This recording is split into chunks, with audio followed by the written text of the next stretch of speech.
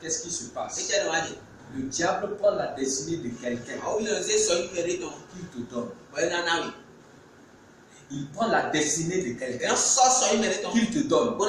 Autrement dit, si toi tu avances, c'est sur le sang de quelqu'un.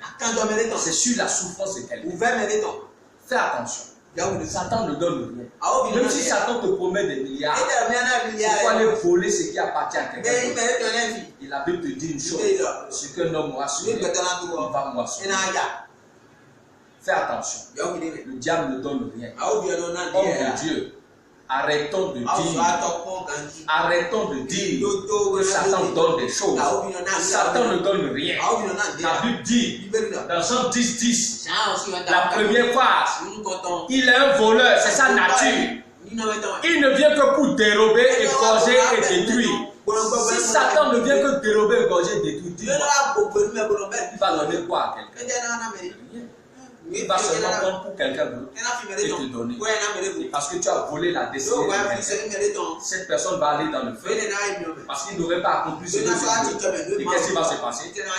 Tu vas te retrouver dans le feu. Je ferme la parenthèse. Donc c'est ça. Alors si tu dois être déçu de situations, il faut que tu viennes. Et pour venir là, il faut que tu laisses l'esprit de Dieu venir te tuer. Si tu tues, la nature diabolique et la nature de l'esprit. Et tu es au-dessus de ça. Même si elles viennent, Dieu te dit sois tranquille. Et il te dit fais ceci. Tu fais ça. Et ça va. Nous allons aller doucement. Mais j'ai dit qu'il t'a délivré. Il t'a délivré de quoi? Troisième vérité. Allons dans Colossiens. Colossiens chapitre 1, du verset 12 au verset 14. Et voyons ce que Dieu dit.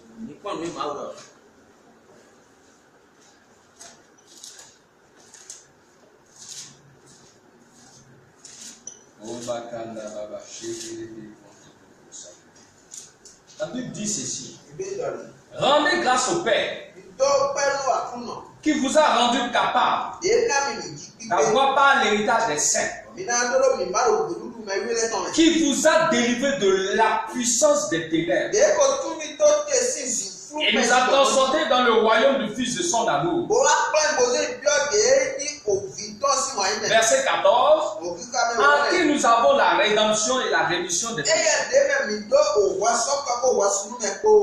Qu'est-ce que ce verset-là nous dit? Dès que tu passes ici, tu deviens héritier de Dieu.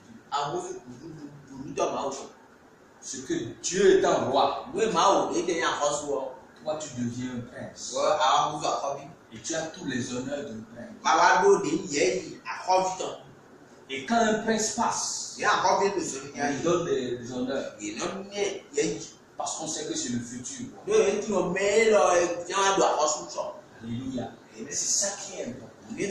Tu es un prince.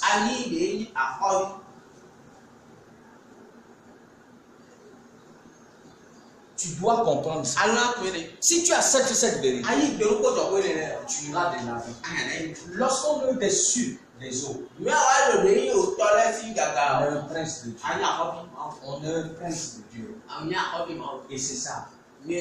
Deuxième des choses, Dieu opère un grand mystère. On dit que en lui, tu as la rédemption. Il te sauve d'ici une fois pour toutes. Il te sauve une fois pour toutes. Ça veut dire quoi? La mort ne peut plus te retrouver là. Que ce soit spirituel, matériel, financier, physique, relationnel. Ça a le droit de te toucher. Et on dit une troisième chose. La rémission des péchés. Dieu ne se rappelle même plus qu'un jour tu lui as désobéi. Tu as un casier judiciaire spirituel neuf.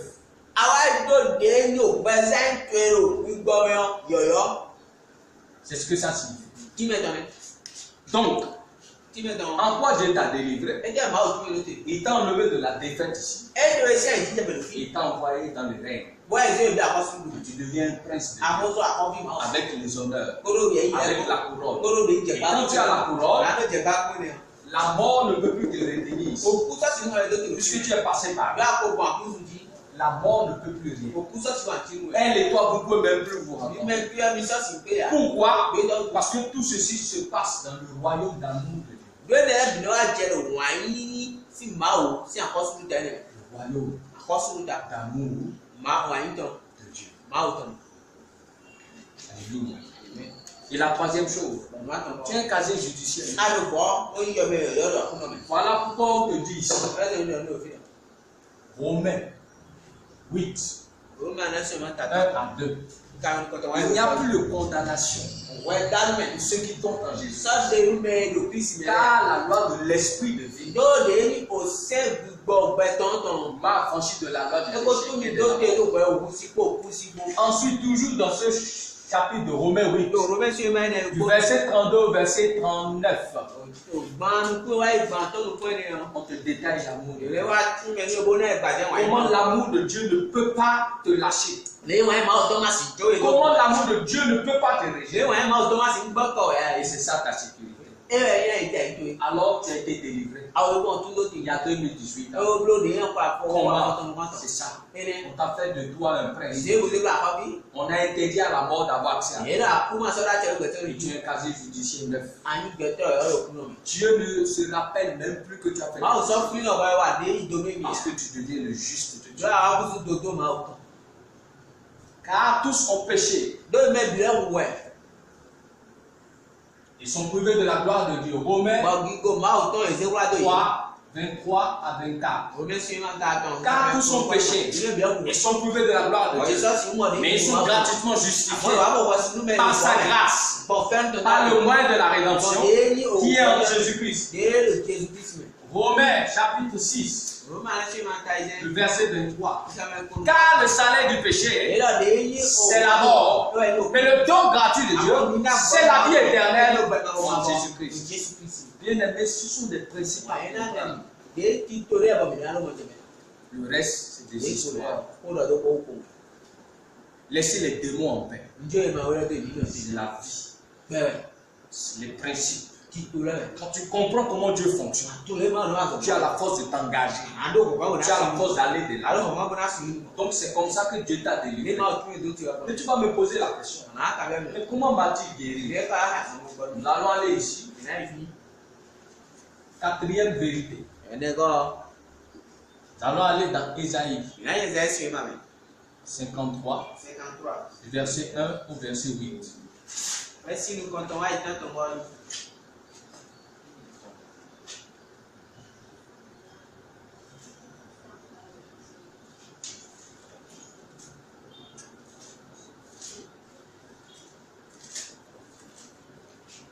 Lisons dans le nom de Jésus. Qui a cru à ce qui nous était annoncé? Qui a reconnu le bras de l'Éternel? Il s'est élevé devant lui nous faire le plan. Comme un rejeton qui sort d'une terre desséchée. Il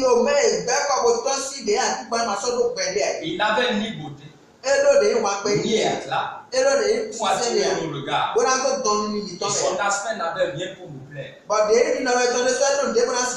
Méprisé, abandonné des hommes. Homme de douleur. Et habitué à la souffrance. Semblable à celui dont on détourne le visage. Nous l'avons dédaigné. Nous n'avons fait de lui aucun cas. Ah, écoutons maintenant. Cependant, ce sont nos souffrances qu'il a portées. C'est de nos douleurs qu'il s'est chargé. Et nous l'avons considéré comme puni. Frappé de Dieu. Humilié. Mais il était blessé pour nos péchés. Brisé pour nos iniquités. Le châtiment qui nous donne la paix est tombé sur lui. C'est pas cette maîtrise que nous sommes guéris. Nous étions tous errants comme des bébés. Chacun suivait sa propre voie. Et l'Éternel a fait retomber sur lui l'iniquité de tous. Il a été maltraité au privé. Il n'a pas ouvert la bouche. Semblable à un agneau qu'on mène à la bouche. À une brebis muette devant ceux qui l'attendent. Il n'a pas ouvert la bouche. Il a été enlevé par l'angoisse et le châtiment. Et parmi ceux de sa génération, qui a cru qu'il était retranché de la terre des vivants, frappé pour les péchés de mon peuple. Tu dois comprendre qu'ici quelque chose s'est passé. Tu vas comprendre que tout part de l'amour de Dieu. Toutes les maladies que tu connais, sida, cancer, gonorrhée, toutes les maladies qui étaient avant que tu ne viennes sur la terre, qui sont et qui viendront après que tu aies il a tout porté. Bien-aimé, écoute-moi. La maladie, on te touche, on dit c'est parti là, c'est pas comme ça. Tant que tu n'acceptes pas quitter ici, tant que tu ne passes pas par là, tant que tu n'es pas ici, la maladie elle-même ne disparaîtra pas. On t'a pas dit qu'on n'a qu'à te toucher. On n'a pas dit qu'on n'a qu'à parler sur toi. Dis, il parle même aussi de Christ. Homme de Dieu. Ramenons les gens vers ceci. Ce n'est pas nous qui guérissons. C'est l'amour de Dieu pour nous. Disons aux gens, si tu ne crois pas en la croix, je ne peux pas m'accorder à toi pour réclamer la grâce de Dieu. C'est l'amour de Dieu qui guérit. Toi, tu as refusé l'amour de Dieu. Tu ne peux pas marcher avec l'amour de Dieu. Tu ne peux pas respecter l'amour de Dieu. Tu ne peux pas aimer Dieu. Tu ne peux pas obéir à l'amour de Dieu. Comment tu seras guéri? Et je voudrais profiter pour te dire que la maladie, selon le Saint-Esprit, c'est tout dysfonctionnement spirituel. Tout manque dans ta vie est égal à la maladie selon la paix, la joie, le repos. En toi et madame, si ça ne va pas, c'est la maladie et c'est en même temps la mort. Tes enfants, aucun ne te respecte. Ils sont malades. C'est la mort. Tout ce qui se passe qui n'a rien à voir avec Dieu, c'est ça qu'on appelle une maladie. Et même dans ton corps, quand tu manques la santé, c'est la mort. Mais qui peut enlever la mort? C'est celui qui a porté la mort. On dit que Dieu a déjà porté le cancer. À toi de croire. Il a déjà porté ta prostate. À toi de croire. C'est vrai, les médecins vont faire ce qu'ils peuvent. Mais ils te soignent. Jésus lui te guérit. Il te guérit. Il te guérit. C'est-à-dire plus jamais ça. Si on avait touché au niveau, si c'est la prostate, on avait touché au niveau de tes testicules, coupé ou enlevé des choses, Jésus est capable de te donner un nouveau sexe.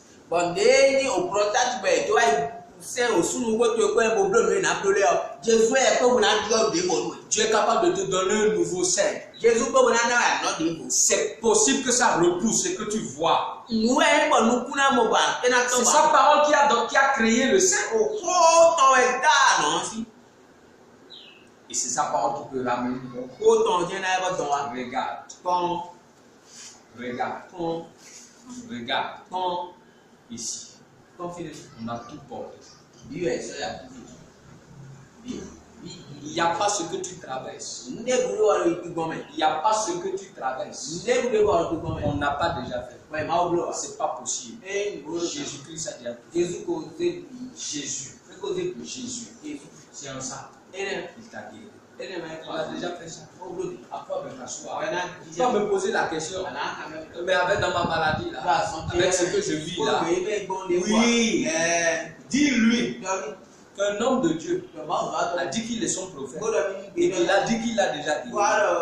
Sois seul dans ta chambre, dans le repos. Et dis à Jésus On m'a dit que si je t'invoque, tu vas venir. On m'a dit que tu m'as guéri. Montre-moi ton amour. Et je te montrerai si je veux te suivre. C'est comme ça marche avec Dieu. Mais s'il te prouve qu'il t'aime, ne le trahis pas.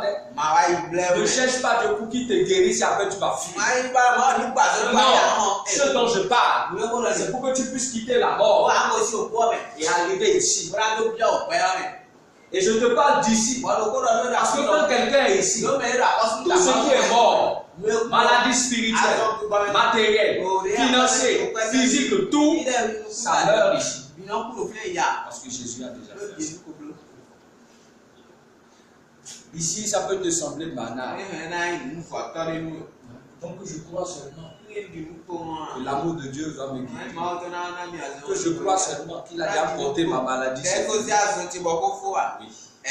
Oui. Parce que ce n'est pas ta maladie. C'est la mort.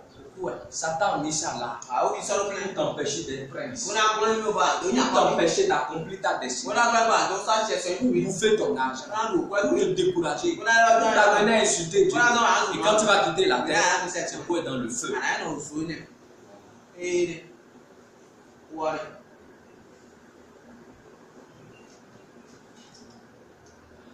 Voilà.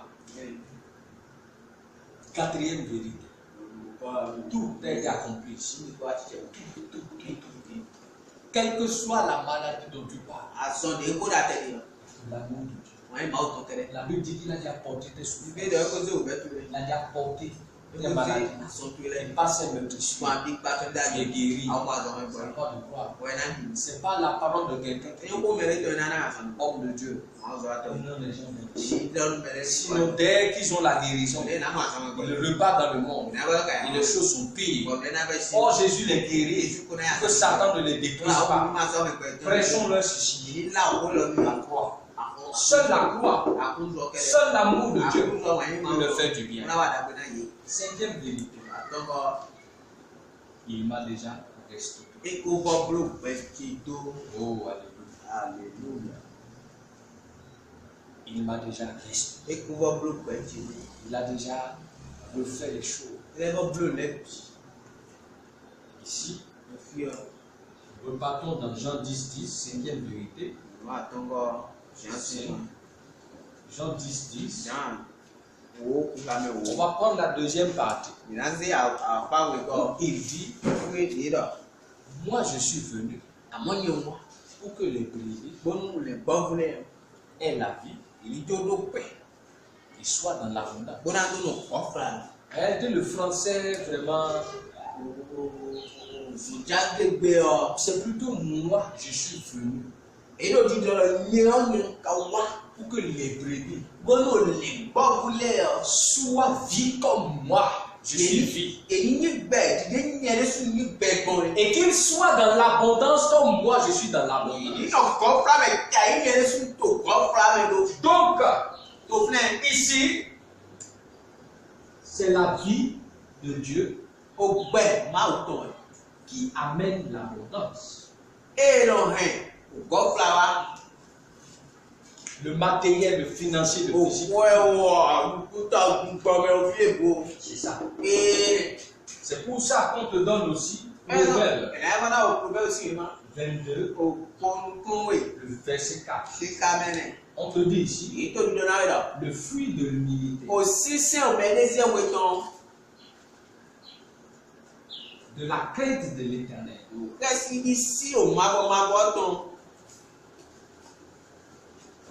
C'est la richesse. La richesse. La gloire. Et la vie. Voilà. Ça veut dire quoi? Lorsque tu es ici, quand tu as la vie de Dieu, à travers ce que Christ a fait à la croix, Jean 3,16 dit, Dieu a tant aimé le monde qu'il a offert son Fils afin que quiconque accepte cette vérité ne meure pas, mais que la vie de Dieu soit son Père. Quand tu es dans cette dimension, tu as la vie de Dieu, la nature de Dieu. Automatiquement, une autre nature de Dieu t'accompagne. C'est ça qu'on appelle la vie. On ne court pas derrière ça. Quand tu as la nature de Dieu, quand tu as la présence de Dieu, ça va bien. Proverbe 22,4, il te dit ceci, le fruit de l'humilité. Quand tu veux dépendre de Dieu, lorsqu'on a la vie de Dieu, sans la parole de Dieu, on ne peut pas être quelque chose. Amen. La crainte de l'Éternel, quand tu donnes de la valeur à tout ce qui vient, tu donnes de la valeur à la parole de Dieu, c'est la richesse, la gloire et la vie. Nous continuons. Ésaïe 1, 18. L'Éternel dit, venez plaidons, si vos péchés sont comme le carmazine, ils deviendront blancs comme la neige. S'ils sont comme la coupe, ils deviendront blancs comme la laine. On continue. Si vous êtes docile, vous avez de la bonne volonté, vous mangerez les meilleures productions. Pour bien manger dans le pays, ça ne dépend pas d'un gouvernement. Non, ça dépend d'ici. La parole de Dieu dit, quand le sang de l'agneau va te donner une nouvelle identité, lorsque tu seras le juste de Dieu, lorsque tu seras un enfant obéissant et docile, tu mangeras les meilleures productions du pays. C'est ça qui est important. C'est ça qui est important. Un avant-dernier verset. Tout ça là, vous irez méditer. Vous avez le psaume 1, du verset 1 au verset 3. Il dit ceci. Heureux l'homme qui ne marche pas sur le conseil des pécheurs, qui ne s'arrête pas sur la voie des pécheurs, et qui ne s'assoit pas en compagnie des pécheurs, mais qui trouve son plaisir dans la loi de l'Éternel et qui la médite jour et nuit.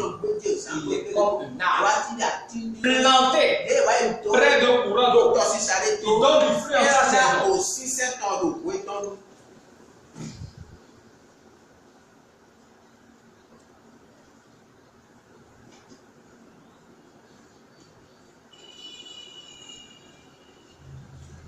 Il est comme un arbre planté près d'un courant d'eau qui donne du fruit en sa saison.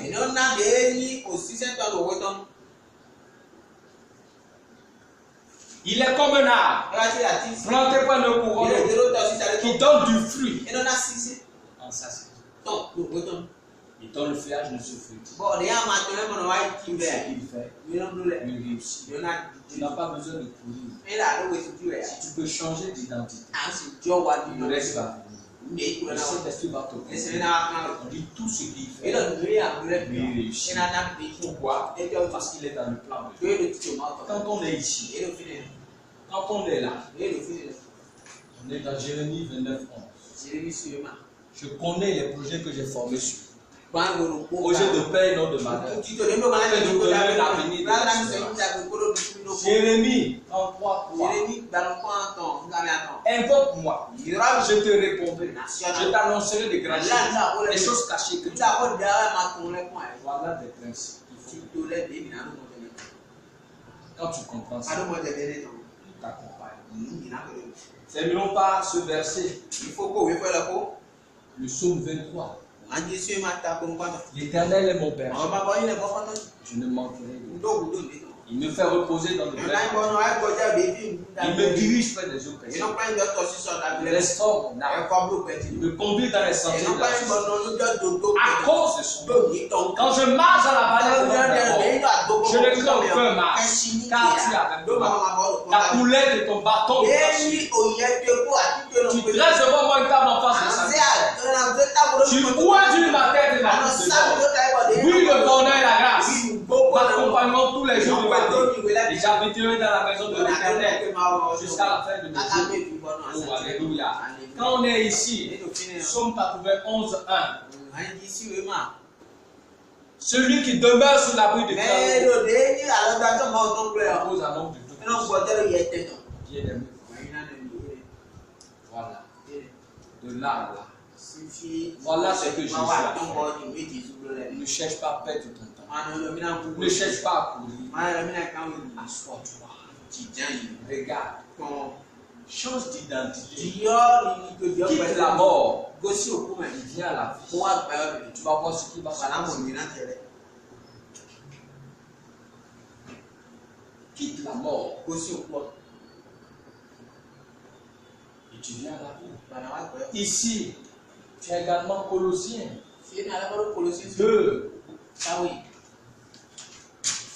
Tu vas voir ce que Dieu te dit pour t'encourager. Ce n'est pas une question d'agitation, c'est une question de révélation. Sois dans le repos de Dieu, c'est ça qui est important. Colossiens chapitre 2. À partir du verset 13 jusqu'au verset 15. Vous qui étiez morts par vos souffrances et par les circoncisions de votre chair, il vous a rendu à la vie avec lui, en nous faisant grâce par tout le écoute du bien. Il a effacé l'acte dont les ordonnances nous condamnaient et qui subsistait contre nous. Et il a détruit en le clouant à la croix. Regarde maintenant. Quand je parle des démons, laissez les démons en paix, on ne croit pas. Il a dépouillé les dominations et les autorités. Il les a levées publiquement en triomphant d'elle par la croix. Satan n'aime pas la croix. Lorsque tu veux marcher dans la croix, il te fait croire que c'est faux. Si tu es sur le point de te décourager, Jésus n'a pas laissé tomber quand il était à la croix pour toi. Il a versé son sang pour toi. Ne l'abandonne pas. Ne laisse pas le Seigneur. Ne laisse pas le Seigneur. Ne laisse pas le Seigneur. Ne laisse pas le Seigneur. Ne laisse pas le Seigneur. Ne laisse pas le Seigneur. Regarde bien. Ne laisse pas le Seigneur. Accroche-toi à lui. Accroche-toi à lui. Accroche-toi à lui. Accroche-toi à lui. Quand on est ici, on est grand. On est le grand du Seigneur. Ça c'est 1 Corinthiens. 1 Corinthiens. Chapitre.